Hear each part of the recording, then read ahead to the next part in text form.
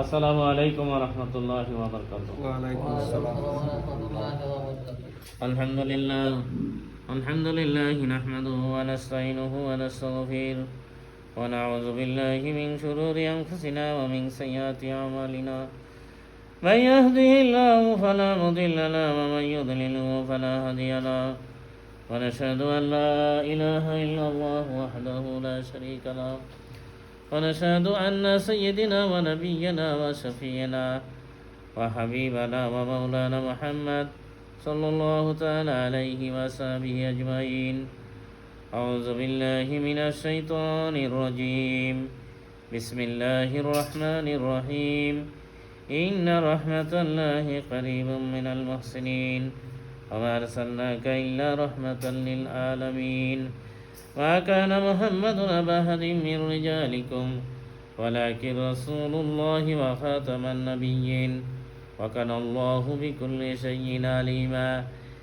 إن الله وملائكته يصلون على النبي يا أيها الذين آمنوا صلوا عليه وسلموا تسليما.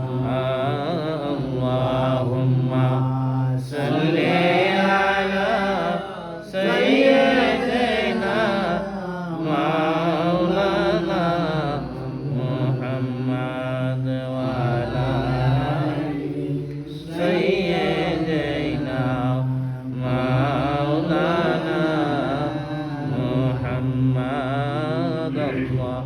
اللهم صل على سيدنا مولانا محمد وعلى آل سيدنا مولانا. इश्क महबूब खुदा जैसे दिल में हासिल नहीं, लाखों मोमिन हो मगर ईमान में कामिल नहीं. अल्लाहुम्मा सल्ली अला सय्यिदिना मौलाना मुहम्मद व अला आलि सय्यिदिना मौलाना. सलातन या रसूलल्लाह अलैकुम सलामुन या हबीबल्लाह अलैकुम सलातुन या रसूलल्लाह अलैकुम सलामुन या हबीबल्लाह. जलवागर हूँ या इमामल मुरसलीन, जलवागर हूँ रहमतल लिल आलमीन. सलातन या रसूलल्लाह अलैकुम सलामुन या हबीबल्लाह अलैकुम. बलगल उला बिकमालिही कशफत तुजा बिजमालिही हसनत जमीउ खिसालिही सल्लु अलैहि. बलगल उला बिकमालिही कशफत तुजा बिजमालिही हसनत जमीउ खिसालिही सल्लु अलैहि व আলহামদুলিল্লাহ আলা যালিক. সমস্ত প্রশংসা আল্লাহ পাকের, যিনি সমস্ত জাহানের মালিক, আর সর্বশ্রেষ্ঠ দরুদ বর্ষিত হোক তার পেয়ারা হাবিব ইমামুল মুরসালিন রাহমাতাল লিল আলামিন শাফিউল মুজনিবিন নবী মুহাম্মদুর রাসূলুল্লাহ সাল্লাল্লাহু আলাইহি ওয়াসাল্লামের প্রতি, তৎসহ অন্যান্য আম্বিয়া আলাইহিমুস সালাম, মুকাররামিন ফেরেশতাবৃন্দ, তামাম সাহাবায়ে কেরাম, সমস্ত ওলিয়া উলিয়া গাউস কুতুব, আল্লাহ পাকের যত প্রিয় বান্দা বান্দিগণ এই দুনিয়া থেকে চলে গেছেন তাদের সকলের প্রতি আল্লাহ পাকের অশেষ রহমত ও বরকত অবিশ্রান্ত ধারায় কিয়ামত পর্যন্ত বর্ষিত হতে থাক. সবাই বলি আল্লাহুম্মা আমিন. নাজির চৌধুরী বাড়ির এই কামালপুর খানকা শরীফের আজকে আমাদের মাসিক মক্তবাত শরীফ মাহফিল। মাহফিলের শুরুতেই আমরা ইমামে রাব্বানি মুজাদ্দিদ আল ফেসানি শায়েখ আহমদ ফারুকি স্যার ইন্দি রহমতুল্লাহ আলাইহির মক্তবাত শরীফের 2য় খণ্ড 166 নম্বর মক্তব। মোল্লা মোহাম্মদ আমিনের নিকট এই অস্থায়ী জীবনের প্রতি নির্ভর করা উচিত নহে, এই বিষয়ে লিখিতেছেন। মখদুমা, হে মান্যবর, কতদিন জননীর মতো নিজের প্রতি সশঙ্কিত থাকিবেন এবং রুশ ও চিন্তায় কতদিন মোচড় খাইতে চলিবেন? নিজেকে বরং সকলকেই মৃত বলিয়া মনে করা উচিত। সকলেই যেন নিশ্চল জড় পদার্থ, তুমিও মৃত এবং তাহারাও মৃত। কোরআনের অকাট্য বাণী।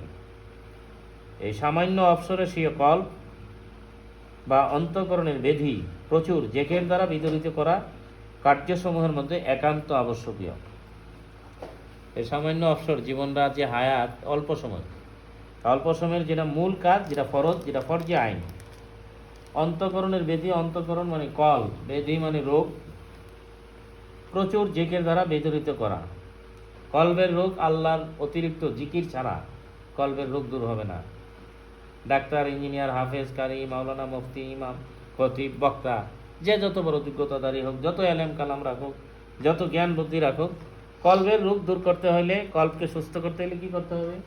কলবে আল্লাহ পাকের জিকির জারি করতে হবে। আলা বিযিকরিল্লাহি তাতমাইন্নুল কুলুব, সূরা রাদ, পবিত্র কোরআন শরীফ। তাহলে অনেকে মনে করে নামাজ পড়া ফরজ, রোজা রাখা ফরজ, এরকম অনেক ফরজ। জিকির করাও যে ফরজ, ফরজে আইন, সবচেয়ে বড় ফরজ, এই ব্যাপারে ওয়াজ খুব কম। ওয়ালা যিকরুল্লাহ আকবার, কোরআন শরীফের আয়াত 21 পারা। ইন্না সালাতা তানহা আনিল ফাহশাই ওয়াল মুনকার ওয়ালা যিকরুল্লাহ আকবার। নামাজ রোজার ক্ষেত্রে আকবার শব্দ খুব কম। আর সালাতু আকবার আমি পাই নাই এরকম আয়াত, কিন্তু জিকিরের ক্ষেত্রে আছে ওয়ালা যিকরুল্লাহ আকবার। যার কলবে আল্লাহর জিকির নাই, তার কলবে কে থাকে? শয়তান। যার কলবে জিকির নাই, তার কলব মুর্দা। যার কলব মুর্দা, সে কি ভালো কাজের মধ্যে লিপ্ত থাকতে পারবে? তার নামাজও সঠিক হবে না। আমরা যে বলতেছি দলিল আছে, নবীজি বলছেন লা সালাতা ইল্লা বিল হুজুরি কলব, হুজুরি কলব ছাড়া নামাজ হয় না। আর নামাজ যদি সঠিক হয়, কবুলযোগ্য হয়, তখন আপনি একটু বুঝবেন আল্লাহ ওয়াদা করছেন। আল্লাহ পাক যেটা ওয়াদা করেন, এটার মধ্যে কোনো জানাল আছে? জি না। কেউ বিশ্বাস করতে পারে এরকম কথা? ইমানদার। আল্লাহ নিশ্চয়ই সিউরিটি দিছে, নিশ্চয়তা দিচ্ছে। 21 পারা, ইন্না সালাতা তানহা আনিল ফাহশাই ওয়াল মুনকার। আল্লাহ এখানে নিশ্চয়তা দিচ্ছেন 100 বার। নিশ্চয়ই নামাজ মানুষকে যাবতীয় অশ্লীল এবং গুনার কাজ থেকে ফিরাই রাখে, বিরত রাখে। নামাজ পড়ার পরেও যদি কেউ অশ্লীল কাজে, গুনার কাজে রত থাকে, তার নামাজ থেকে হয়? সামাজিক নামাজ হয়, এরকম হয়। পৃথিবীর মানুষে বুঝে সে নামাজ পড়ে, আল্লাহর কাছে কবুলযোগ্য হয়। ইন্না সালাতা তানহা আনিল ফাহশাই ওয়াল মুনকার ওয়ালা যিকরুল্লাহ আকবার। এই নামাজের কথার সাথে সাথে আল্লাহ পাক যে শব্দটা আনলেন, ওয়ালা যিকরুল্লাহ আকবার, যতই নামাজ পড়ো, যাই কিছুই করো, আমার স্মরণ হইল সর্ববৃহৎ। আল্লাহর জিকির সবচেয়ে বড়, আকবার, এর চেয়ে বড় আর কিছুই নাই। এজন্য দায়মি ভাবে, মানে দায়মি মানে সার্বক্ষণিক, এক মুহূর্ত যাতে আল্লাহর স্মরণ থেকে মানুষ গাফেল না থাকে। যারা দিন ধর্মের মূল রহস্য বুঝে, তারা সবসময় আল্লাহর স্মরণে থাকার চেষ্টা করে। সবসময় চলাফেরা, ওঠা বসা, পাক নাবা, গুজু বেউজু, ব্যবসা বাণিজ্য, গাড়ি চালানো, কৃষিকাজ করেন, ডাক্তারি করেন, ইঞ্জিনিয়ারিং করেন, যে যেই কাজই করেন, কালবে আল্লাহর জিকির থাকে। এই জন্য নবীজি বলছেন মাসালুল্লাযী ইয়াযকুরু রাব্বাহু ওয়াল্লাযী লা ইয়াযকুরু রাব্বাহু কামাসালিল হাইয়্যি ওয়াল মাইয়্যিত। নবীজি বলছেন যার কলবে আল্লাহর জিকির আছে সে হইল জীবিত, আর যার কলবে আল্লাহর জিকির নাই সে হইল মৃত। মৃত মানে দুনিয়ার মানুষের দৃষ্টিতে মৃত না, তার কলবটা মৃত। যার কলব মৃত, তার আমল কি জিন্দা হবে, নুরানি হবে, আলোকিত হবে? এটা স্পষ্ট বোঝা যায়। সামাজিকভাবে মসজিদে তো নামাজের অভাব নাই, প্রত্যেকটা মসজিদে অনেক লোক নামাজ পড়ে। নবী পাক সাল্লাল্লাহু আলাইহি সাল্লামের জমানায় সমস্যাটা কি ছিল? মূল নবীকে মানতে না পারা। তৌহিদবাদী নামে ধর্ম ছিল তখন, মানুষ এক আল্লাহকে মানত, এক ঈশ্বরের ইবাদত করতো। এরকম যুগে যুগে নবী রাসূলের পরে ওলি আল্লাহরা, গাউস কুতুবরা যেখানে গেছেন, দেখা যায় যে সামাজিকভাবে মানুষ তো দিন ধর্ম করে, নামাজ পড়ে, রোজা রাখে, কিন্তু আউলিয়া কেরামকে মানতে। এরকম ভারতবর্ষে কালিয়া নামে একটা জায়গা আছে, আমি আর সুবেদার আবু তাহের গেছিলাম অনেক আগে, কালিয়ারে কালিয়ার শরীফ, জি কালিয়ারের কুতুব। সেখানে এরকম ঘটনা হয়েছিল। ঘটনা মানে উনি যতই বোঝানোর চেষ্টা করলেন মানুষকে তাসাউফের রাস্তায়, যে আত্মশুদ্ধির রাস্তায় আসেন, তওবা করেন, অন্তরে আল্লাহর জিকির জারি করেন, পরিশুদ্ধ হন, তার কথায় মূল্যায়ন করলো, শত্রু তুমি শুরু করে অনেক কিছু, অনেক কারামতও দেখলো। সো একটা কারামত বলি, উনি ওই যে জুমার নামাজ পড়তে গেছেন মসজিদে, তখন সবাই যখন এই দিনের প্রতি, ইসলামের প্রতি, খাঁটি তরিকার প্রতি দাওয়াত দিলেন, এক সর্দার এক লোক এটাও গেল কি, আপনি যদি এত বড় অলি হন, কুতুব হন, ওই কয়েকদিন আগে, 15 দিন না 1 মাস আগে যে আমরা সর্দারের ছাগলটা যেখানে চুলি করে খাইছে, কন্তে কেনা কেনা খাইছে, আপনি যদি অত বড় কুতুব হন, আপনি কইতেছেন অলি। তখন উনি কিছু সময় ধ্যানমগ্ন থাকলেন, তারপরে বললেন যে আপনারা চাইলে আমি বলে দিতে পারবো, নাম বলতে হবে না, যার পেটের যেই যেই জায়গায় যেই অংশ আছে ওইখান থেকে সে আওয়াজ করবে। হ্যাঁ, উনি যেভাবে বললেন, এই ছাগল, কার পেটের কোন জায়গায় কোন কোন অংশ আছে, নিজের থেকে আওয়াজ করে বলো। মসজিদের মাঝে আওয়াজ হইলো, ধ্বনি তৈল, এরকম অনেক কারামত দেখছেন। দেখার পরেও তার ইমান নসিব হইল না, অল্প কয়েকজন ছাড়া। উনি তো ভিনদেশি ফকির, ওনার পার্থিব এরকম কোনো প্রাচুর্য ছিল না। তারপর সেখানে পৃথিবীর যেই জায়গা সম্পদ বা বিভিন্ন রকমের সরকার মাতবর, এই সমস্ত চ্যানেল ওনার ছিল না, উনি আল্লাহর হস্তের ফকির। হ্যাঁ, তারপর আরেকদিন মসজিদে গেলেন, প্রথম কাতারে বসতে গেলেন, বাধা দিল, কোন ভিনদেশি ফকির, হ্যাঁ তোমার লেবাস পোশাক ভালো না, তুমি তুমি পিছনের কাতারে বসো, প্রথম কাতারে এনে আমরা সর্দার টর্দার মাতবররা, এনে সভাপতি সেক্রেটারি তারা বইব, পিছনের কাতারে বসো, পিছনের কাতারে বসো, এখানে আলেমরা বসে, এর পিছনে বসো। এগুলো নিয়ে বাড়াবাড়ি করলো। উনি যতই সুন্দর করে বোঝাইতে চাইলেন যে দেখো মসজিদ হলো আল্লাহর ঘর, এখানে যে আগে সে যে আগে বসবে, এখানে ধনী গরিব এই সমস্ত কোনো ভেদাভেদ নাই। না, তারা উত্তেজিত হয়ে গেল, ওনার সাথে বাড়াবাড়ি শুরু হলো, তর্ক বিতর্ক। উনি মনে খুব কষ্ট পেলেন, শুক্রবার জুমার দিন ছিলেন। তারপরে এটাকে উনি মসজিদ থেকে ওনাকে বের হয়ে যাওয়ার বলা হইলো না, উনি বের হয়ে গেলেন।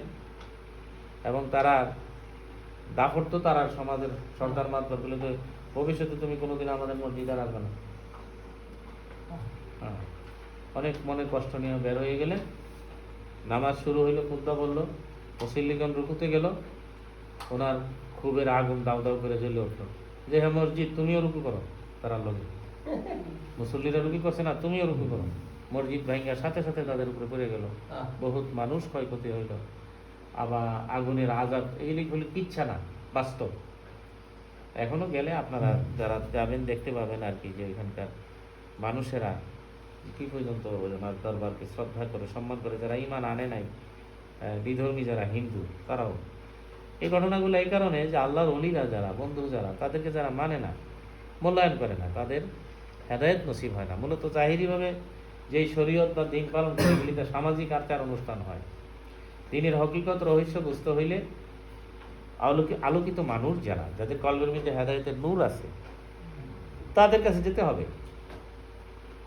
ব্যক্তিত্ব নিয়ে বড়াইলে যে আমি তো এমনি মুখের ছেলে, আমার বংশগৌরব আছে, আমার টাকা পয়সা আছে, আমার সর্দারি আছে, মাতবরি আছে, দাপট আছে, এগুলি আখেরাতে জিরো, একটাও কাজে লাগে। বংশের গৌরব, সার্টিফিকেট বা যত কিছু যোগ্যতা থাকুক, আখেরাতে এগুলি কোনো মূল্য আছে আল্লাহ পাকের কাছে? সেখানে আপনাকে, আমাকে, সবাইকে ভালো লোকের কাছে যাওয়ার যে মনমাটা আল্লাহ দেওয়ার নসিব, তো তৌফিকের জন্য আল্লাহর কাছে আমরা সবাই চাই বেশি বেশি, আপনারাও চাবেন। কারণ ভালো মানুষের সান্নিধ্যে যাওয়া ছাড়া নিজে ভালো হওয়ার অন্য কোনো উপায় নেই। একা একা ভালো হওয়া যায়, আর এটা মানতে পারে না অনেকেই। এটা আল্লাহ পাকের দয়া, যালিকা ফাদলুল্লাহি ইউতিহি মান ইয়াশাউ ওয়াল্লাহু যুল মাদ। এই জন্য আল্লাহর ওলিরাও ভয়ে থাকেন, চরম ভয়ে থাকেন, কোন সময় যে কি হয়, আমার শেষ অবস্থা জানি কি হয়, খাতেমা বিল খায়ের জানি কি অবস্থা হয়। ভয় নাই, এটা নিশ্চিন্তে আখেরাতে আল্লাহ পাকের কাছে যাওয়ার আগ পর্যন্ত তো ভয়। এক তো পিছনে শয়তান আছে, নফস আছে। কারণ মুতমাইন্না হইলেও তার জন্ম স্বভাব যায় না কেউ আর, এর অনেক রহস্য আছে। আল্লাহ পাক দয়া করে যাদেরকে কবুল করেন, তারা অতি সহজে পানির মতো এসে বলে দেখবেন। তাদেরকে আর বেশি বোঝানো লাগে না যে না, আমি ভালো মানুষ হইতে গেলে আমাকে একজন অবশ্যই একজন হক্কানি, খাঁটি নায়েব রসুলের কাছে যেতে হবে, যে নির্লোভ, যিনি অহংকার মুক্ত, যিনি মানুষে মানুষে ভেদাভেদ করেন না, দলাদলি করেন না, তার কাছে সব। যেন নবী যেমন রহমতের নবী রহমতুল আলামিন, তার খাঁটি নায়েব যারা, তারা সমস্ত মখলুকের জন্য এরকম দয়াদ্রবান, দয়াবান, সবাইকে চান তারা আলোর দিকে নিয়ে আসার জন্য। তাদেরকে যারা মানেন, কবুল করেন, তাদের জন্য তো খুশখবরই। আর যারা তাদের সাথে হিংসা রাখে, তাদেরকে ডিনাই করে, তারা বদনসিব, তারা মূল হেদায়েত থেকে মাহরুম। আল্লাহ পাকের কাছে আমরা আশ্রয় চাই, দয়া করে যেন এরকম বদনসিব কারণ না হয়। আল্লাহুম্মা আমিন। মূল কাজটা যেটা অবসর সময় সে কাল অন্তকরণের বেদি প্রচুর জিকির দ্বারা বিদরিত করা, কার্য সময় দেখান। তো নিজে নিজে কালবের মধ্যে সার্বক্ষণিক জিকির বাইরে রাখতে পারতেন না, তো এই জন্যই বেশি বেশি যাবেন। আরে বেশি বেশি গেলে আপনার দুনিয়ার কাজ বন্ধ, আপনি বুঝতেছেন না। আমরা মাহফিলের শুরুতে প্রায় মাহফিলেই বলি, ইন্না রাহমাতাল্লাহি কারিবুম মিনাল মুহসিনিন, নিশ্চয়ই আল্লাহর রহমত মুহসিনিন বান্দাদের নিকটবর্তী। তা আল্লাহর রহমতই তো দরকার সবে। আল্লাহর রহমত ভাগ্য নসিবলি তো যত রকমের চিন্তা ভাবনা, টেনশন, অশান্তি, বিশৃঙ্খলা সব দূর হইব। আল্লাহর রহমত যার ভাগ্য নসিব হয়, তো এই রহমতটা পাইবেন কো? মুহসিনিন বান্দাদের কাছে। মুহসিনিন বান্দা কারা? আউলিয়া কেরাম যারা, কামেল মোকাম্মেল পীর মুর্শিদ যারা, তো তাদের কাছে যেতে চান না। তার কাছে আছে সমস্যাটা কি? কেন যেতে পারেন না? শয়তান এবং নফস। তাহলে আপনি এই বেড়াদালে আছেন, আপনি পুরাতন হইলে লাভ কি? কেন যেতে পারেন না?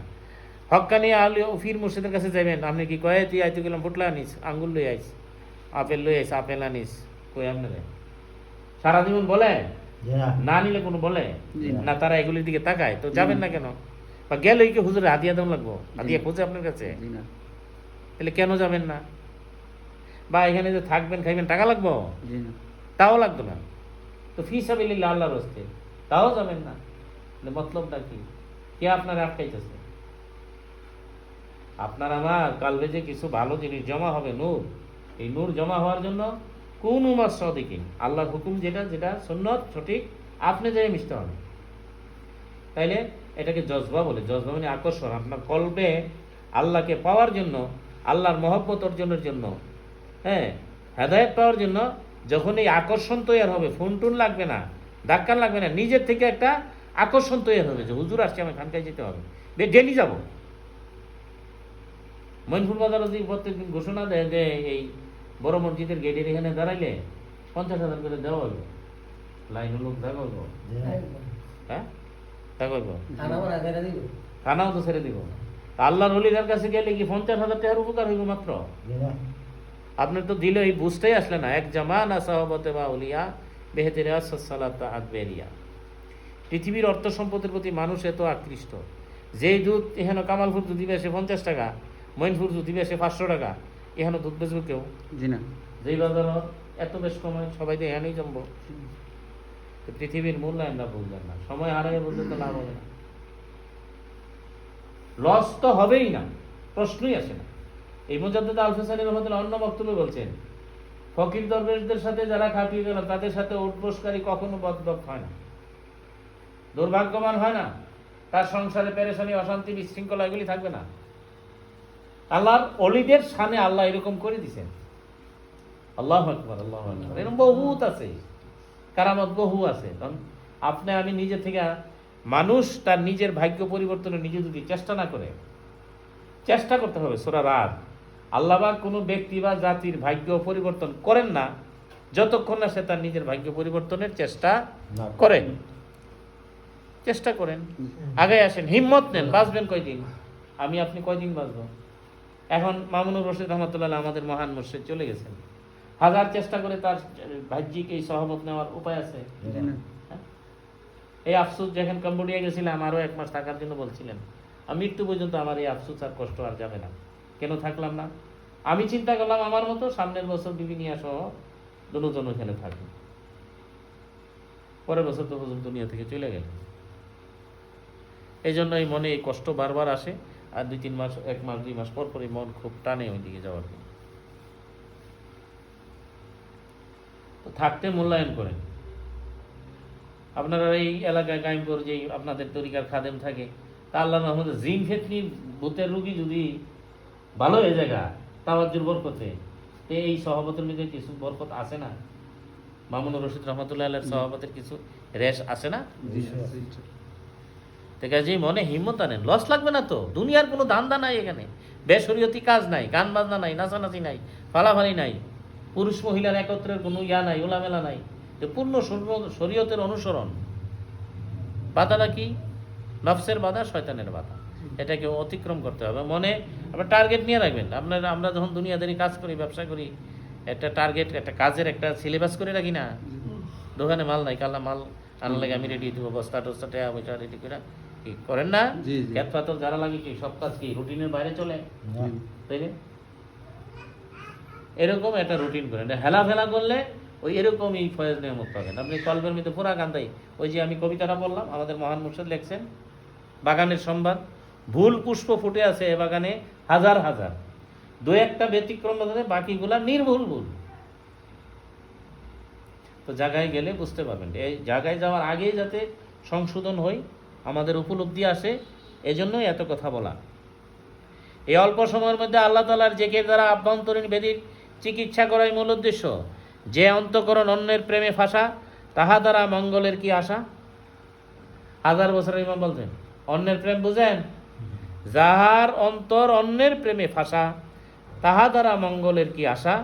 যে আত্মা নিকৃষ্ট বস্তুর প্রতি আকৃষ্ট, নফসে আম্মারাই তাহা হইতে উৎকৃষ্ট। তথায় আল্লাহর নিকট অন্তরের সুস্থতাই বাঞ্ছনীয় এবং রুহের মুক্তি কাম্য। কিন্তু আত্মা এবং অন্তঃকরণ অন্যের প্রতি আকৃষ্ট হইবার উপায় অন্বেষণই যে আমাদের মতো ইতরমনা ব্যক্তিগণের কার্য। হায় আফসোস, কি আর করা যাবে? আল্লাহ পাক তাহাদের প্রতি জুলুম করেন নাই, তাহারা নিজেরাই নিজেদের প্রতি জুলুম করিয়াছে। কোরআন, ফালিয়াউমা লা তুজলামু নাফসুন শাইয়্যাও ওয়ালা তুজজাউনা ইল্লা মা কুনতুম তা'মালুন। সূরা ইয়াসিন।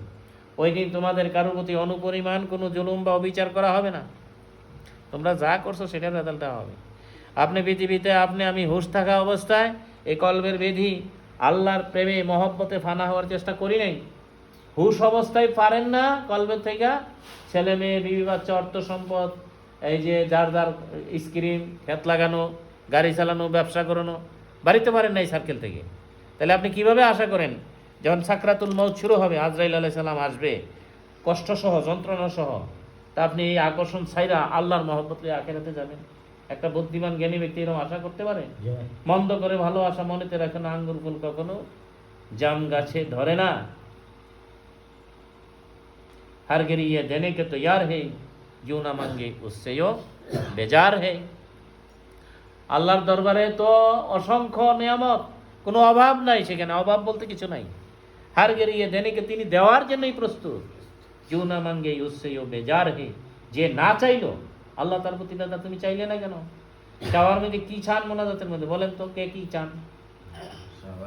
হ্যাঁ, মনের আশাটা কি?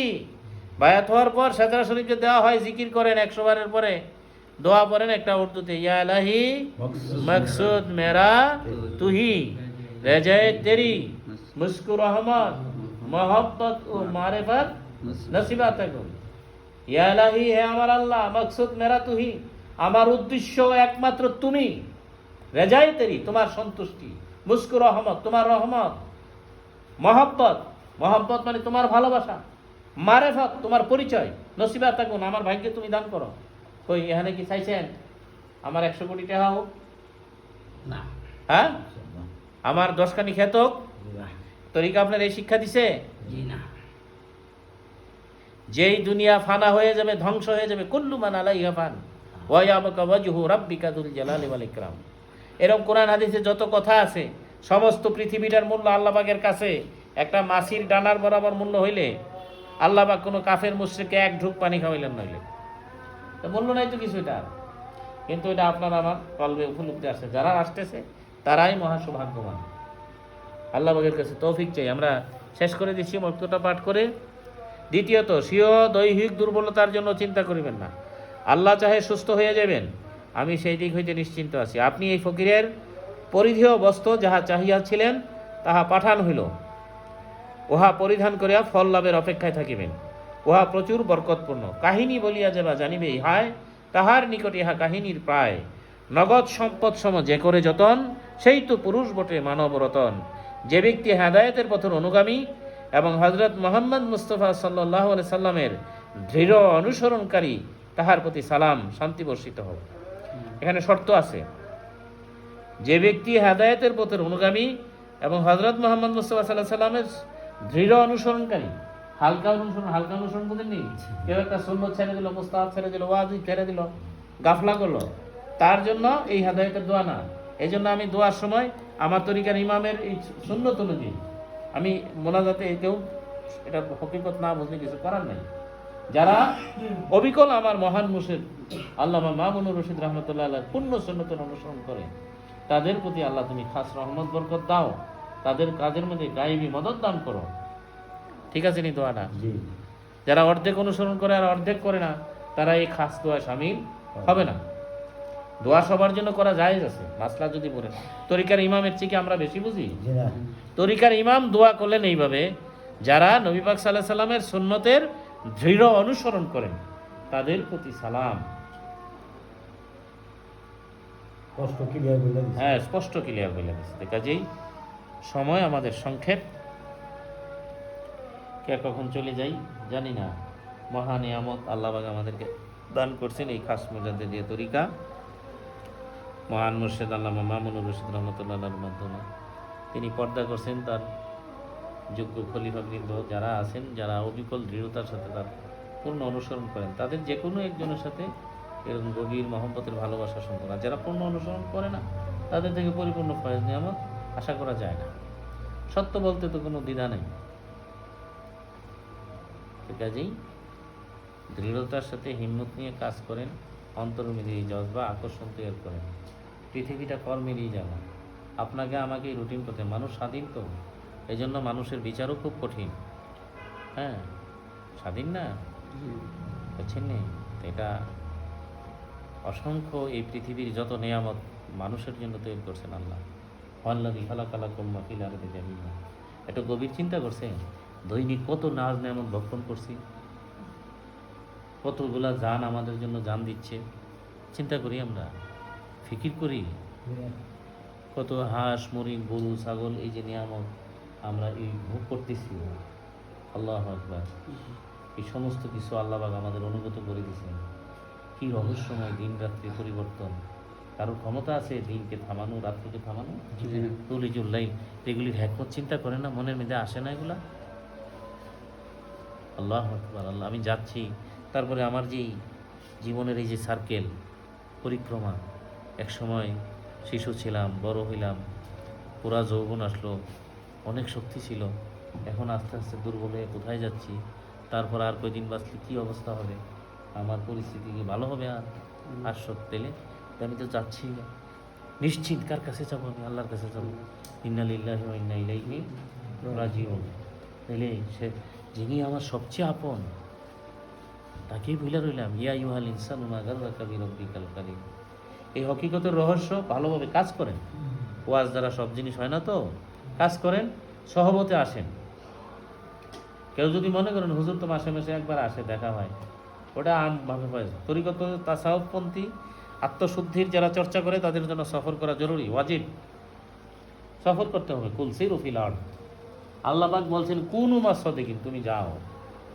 এক লোক ব্যবসা করে, উনি যে যেটা চালায়, তো উনি না বাজার আমার ঘরে দিয়ে যাব, ওনার দোকানে আমার যেতে হবে, দোকানে যেতে হবে না? ওষুধের প্রয়োজন যেটা, আমার ডাক্তারের ফার্মেসি যেতে হবে। তা আমার কলবের চিকিৎসা দরকার, আমি কলবের ডাক্তারের কাছে যেতে হবে। ডাক্তার আইসা মাঝে মধ্যে হয়তো একটু খোঁজখবর নিবে, বাস, এটাতে মূল কাজ হবে না। আর আল্লাহর যেটা হুকুম যে কোন মাস সাদিকিন, তুমি যাও, তুমি যাইয়া মিশো তার সাথে। আর তখন অনেক পরীক্ষা ফাঁস করে বান্দা। পরীক্ষাটা কি? একটা হইলে তো দুনিয়ার আকর্ষণ থেকে বাহির হইতে হয়। ছেলে মেয়ে সংসারের এই যে বেড়াদাল, যেতে গেলে সময় লাগে না? কিছু অর্থও লাগবে। মানুষ আগে হাইটা যেতে এখন তো গাড়ি ঘোড়া, কিছু সময় লাগবে, অর্থ লাগবে, এগুলি মাইনাস করতে হবে। সে যদি খাঁটি হিম্মত নিয়ে রওনা দেয়, সাথে তার মুর্শিদ যদি কামেল হয়, সাথে সাথে তার ফয়েজ জারি হয়ে যাবে, একটা পাওয়ার সে অনুভব করবে। আল্লাহ পাকের কাছে তৌফিক চাই, দয়া করে যেন আল্লাহ পাক আমাকে তৌফিক দান করেন। আমিন। ওয়া আখিরি দাওয়ানা আলহামদুলিল্লাহি রাব্বিল আলামিন। এখন এশার নামাজের আযান হবে, তারপরে তো নামাজ, তারপরে তবরকের ব্যবস্থা সবাই গ্রহণ করে যাবেন। এখানে আমাদের বিদ্যুৎ নাই, কারেন্ট নাই, যেই কারণে আমাদের মাহফিলের প্রোগ্রামটা ক্লিয়ার দেখা যাচ্ছে না। আমা আলাইনা ইল্লাল বালাগ। ওয়া আখিরি দাওয়ানা আলহামদুলিল্লাহি রাব্বিল আলামিন। আযান দিয়ে দেন।